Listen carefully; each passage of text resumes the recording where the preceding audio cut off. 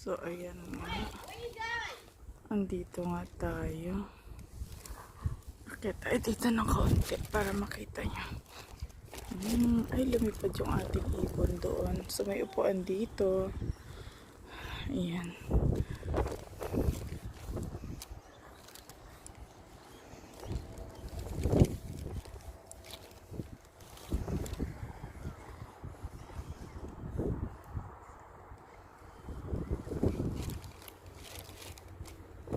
Ayan.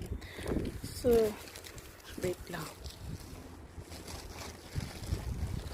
Ayan. Makikita nyo dyan sa side na yan. Sa side na yan. Ayan.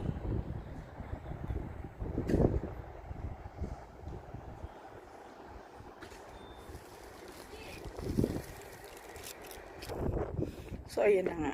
Ayan, sige na.